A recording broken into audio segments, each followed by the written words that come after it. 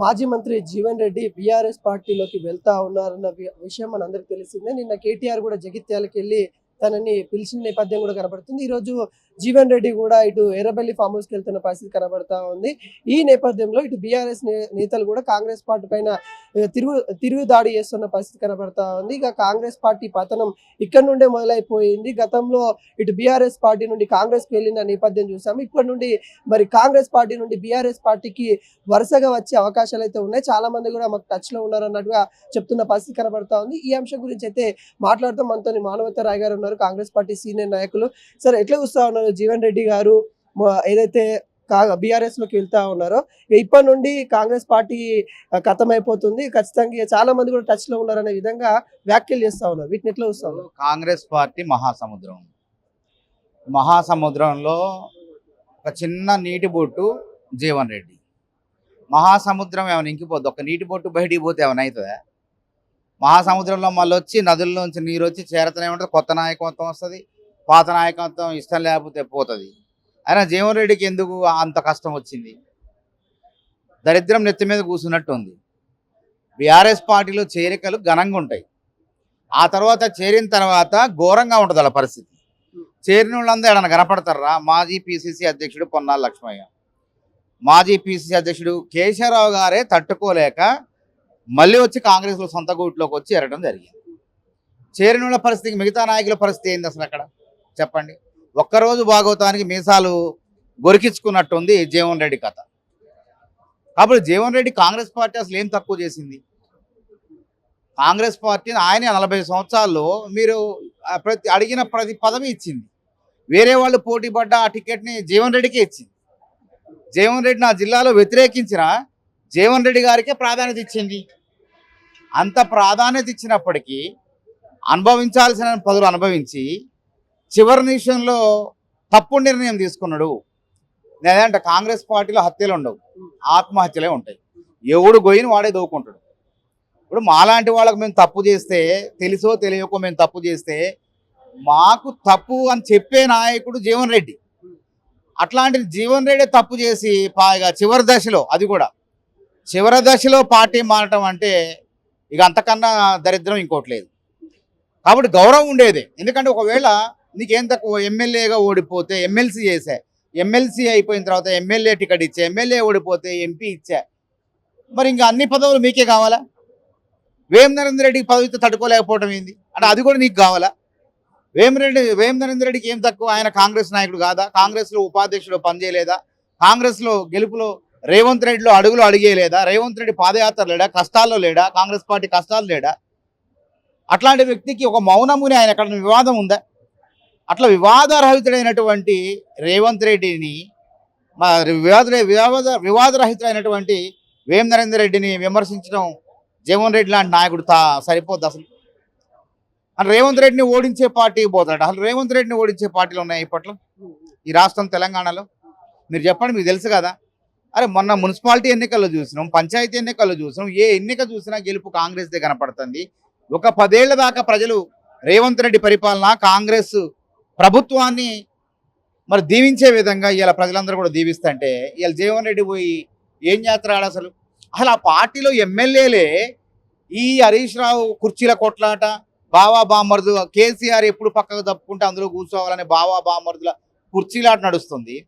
కవిత ఒక పక్క బయటకు వచ్చింది, ఆమె విమర్శలు చేస్తుంది. ఆ పార్టీ మొత్తం కూడా ముక్కలు అవుతున్న తరుణంలో జీవన్ రెడ్డి పోయి ఏం చేస్తాడు? ఏం అదృష్టం? దరిద్రం అంటాను నేను. జీవన్ రెడ్డికి దరిద్రం దాపురించింది. దరిద్రం దాపురించబట్టి ఆ పనులు చేసి నిజంగానే పార్టీ పట్ల మాలాంటి వాళ్ళకి సూచనలు ఇచ్చుకుంటూ అసలు రాహుల్ గాంధీని ప్రధానమంత్రిని చేయటంలో కాంగ్రెస్ పార్టీలో ఉండి రాహుల్ గాంధీని ప్రధానమంత్రి చేస్తా, సరే నీకు ఇక్కడ ఏదైనా విభేదాలు ఉండొచ్చు, ఎవరి మీదైనా నీకు అలకుండొచ్చు, నీకు ఇక్కడ పని కాదు కదా. జాతీయ నాయకత్వం నీ ఇంటికి వస్తే, రాష్ట్ర అధ్యక్షుడు పిసిసి ప్రెసిడెంట్ మహేష్ కుమార్ గౌడ్ నీ ఇంటికి వస్తే మరి నువ్వు కనీసం వాళ్ళు వచ్చిన దానికన్నా గౌరవించాలి కదా. గౌరవించకుండా నువ్వు తిట్టిన కేసీఆర్ దగ్గరికి ఎట్లా పోతావు అసలు? ఈ విషయంలో కూడా సీఎం రేవంత్ రెడ్డి ఇన్వాల్వ్ అయ్యి జీవన్ రెడ్డిని కలిస్తే ఇంత పరిణామాలు జరగకపో ఉండొచ్చు, ఇన్వాల్వ్ ఎందుకు కాలేదు అన్నట్టు ఇది కూడా ప్రచారం అవుతుంది. అది ఆయన ప్రభుత్వంలో పెద్ద ముఖ్యమంత్రి అనేది, పార్టీ అనేది అధ్యక్షుడు ఉంటాడు ఇక్కడ. సో రాహుల్ గాంధీ గారే వంశీచంద్ర రెడ్డి తర్వాత మా ఇన్ఛార్జ్ సెక్రటరీ వీళ్ళందరూ ఆయన ఇంటికి పంపారు. వాళ్ళ విలువైన సమయాన్ని జీవన్ రెడ్డి లాంటి నాయకుడి కోసం కేటాయించారు. మరి జీవన్ రెడ్డి మర్యాద దక్కించిండా? మంచోడు అంటే మంచం మొత్తం ఖరాబ్ చేసినట్టు ఉంది ఆయన కథ మొత్తం. కాబట్టి అదే అంటున్నా, ఇవాళ రేపు ఒకరోజు 2 రోజులు యూట్యూబ్లో ఆడేడ జీవన్ రెడ్డి అది ఇది అంటాడు. అరే ఇవాళ బీఆర్ఎస్ పార్టీ కాంగ్రెస్ ప్రభుత్వాన్ని పడగొడతా అంటే ప్రజలు నిలబెడుతున్నారు. ఇవాళ 3,30,00,000 మందికి సన్నబియ్యం వస్తుంది. బంజారా హిల్స్ జూబ్లీ హిల్స్లో బడాబాబులు శ్రీమంతులు ఏ అన్నం తింటున్నారో సామాన్యులు కూడా ఇవాళ సన్నబియ్యం తినుకుంటూ ముద్దకి రేవంత్ రెడ్డి దేవుడు అంటున్నారు. కాంగ్రెస్ పాలన కావాలంటున్నారు. బీఆర్ఎస్ 10 ఏళ్ల పాలనలో ఒక ఇందిరమ్మ ఇల్లు ఒక డబుల్ బెడ్రూమ్ అని చెప్పి వాళ్ళ ఫామ్ హౌస్లు కట్టుకున్నారు. మరి కాంగ్రెస్ పాలనలో ఇప్పటికే 1,15,000 ఇందిరమ్మ ఇళ్ళు పూర్తయిన గృహ ప్రవేశాలు కూడా అయినాయి. మరి పేద ప్రజలకు ఇల్లు కట్టుకుంటూ అభివృద్ధి చేసుకుంటూ 6 గ్యారెంటీలు అమలు చేసుకుంటూ ముందుకు పోతుంటే మరి లూటీ చేసిన పార్టీలోకి మరి జీవన్ రెడ్డి సోయి లేకుండా ఎట్ట పోతారు? అసలు ఇంగితకి నేను ఉండాలి కదా. ఎవరు పతనమైంది? ఆయన పతనమైండు. కాంగ్రెస్ ఎందుకు అవుతుంది? ఇక 141 సంవత్సరాల చరిత్ర, 53 ఏళ్ళు అధికారంలో ఉంది కాంగ్రెస్ అనేది. ఇటు నుంచి ఎప్పటికి ఉండేది కనుక ఇందాకేమన్నా సముద్రం అంటున్నా, సముద్రంలో నీళ్ళు ఇంకిపోవు. కాంగ్రెస్ పార్టీ కూడా ఎవడో ఒకడు పోయినంత మాత్రాన, ఒకళ్ళు ఇద్దరు పోయినంత మాత్రాన కాంగ్రెస్ పార్టీ వెనక్కిపోదు. అది గుర్తుపెట్టుకోవాలి. కాబట్టి నేనేమంటున్నా, కాంగ్రెస్ పార్టీలో హత్యలు లేవు, ఆత్మహత్యలు ఉంటాడు. ఇవాళ జీవన్ రెడ్డి గారు తప్పు చేసి దరిద్రం నెత్తి మీద కూర్చొని ఇవాళ ఆయన ఆత్మహత్య చేసుకుండగా దీన్ని చూడొచ్చు మనం. అంటే చాలా మంది కూడా వెళ్తారు కాంగ్రెస్ పార్టీలో కూడా వెళ్తారు. నేను ఏమంటాను, ఈ సంవత్సరాల కాలంలో ఎంతో మంది పోయారు. గులాబ్ నబీ ఆజాద్ పోయిండు, ఇక్కడ ఉన్నాడా?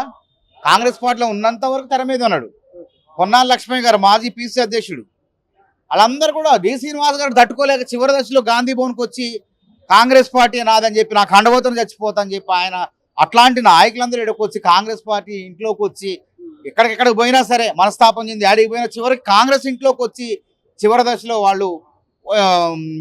దశలో కాంగ్రెస్లో రావడం జరిగింది. మరి ఎన్ని తెలిసి కూడా జీవన్ రెడ్డి ఎందుకు, ఏం కావాలి అసలు తనకు? ఇక్కడ ఉండి నీ కోడలకి ఏం కావాలో అడుగు, డిమాండ్ చేయని కాదన్నారా? ఆయన బయట సంజయ్ ఆయన బీఆర్ఎస్ పార్టీ విధానాలు నచ్చక ఇలా కాంగ్రెస్ పార్టీ బలపడే విధంగా, ప్రభుత్వం బలపడే విధంగా ముఖ్యమంత్రి రేవంత్ రెడ్డితో కలిసి పనిచేస్తా అన్నప్పుడు నువ్వు ప్రోత్సహించాలా, అభినందించాలా? పోయి కుళ్ళు బుద్ధితో, కుట్రలతో, విద్వేషంతో ఎందుకు కాంగ్రెస్ పార్టీ నిర్ణయాన్ని వ్యతిరేకించాలా? ఇప్పుడు నీకు గౌరవం ఇచ్చేసావు, నువ్వు కాంగ్రెస్లో సీనియర్, మీరు సీనియర్ కాబట్టి మీకు ప్రాధాన్యత ఎక్కువ ఉంటుంది. కానీ ఎన్నికల సమయంలో మీకు ఏం కావాలో అడుక్కొని మీ కోడలకో ఏది కావాలో అది నాకు ఇవ్వండి అని అడిగితే ఇచ్చేవాళ్లే కదా. అంత దానికి ఇవాళ పోయి నేను అది చేస్తా, పడగొట్టే పార్టీ ఏడబోతా పడగొడతా, అది పడిపోయిన పార్టీ. నువ్వు ఎన్ని జాకీలు పెట్టినా లేగదు, నువ్వు లేగవు, ఆయన లేగదు. నీకు అంత సీన్ ఉంటే ఇప్పుడు రేవంత్ రెడ్డి గారు ఎంత గౌరవం ఇచ్చారు? ఎమ్మెల్యేగా ఓడిపోతే ఎంపీ టికెట్ ఇచ్చి కనీసం ఆయన ఎన్నికల ప్రచారంలో ఆయన ఏం ఖర్చు పెట్టకుండా మంచి నీళ్ళు కూడా రేవంత్ రెడ్డి ఖర్చు పెట్టిండు గెలిపించేందుకు. మరి నీ దగ్గర పస లేకపోతే రేవంత్ రెడ్డి ఏం చేస్తాడు? నిన్ను గెలిపించడానికి విశ్వ ప్రయత్నాలు చేసిండు ఆయన.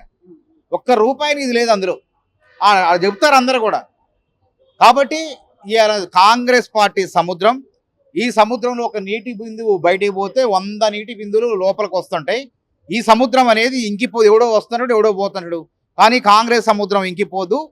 కాంగ్రెస్ సముద్రం అనేది ప్రజల యొక్క సంక్షేమానికి నిరంతరం పాటుపడుతూనే ఉంటుంది.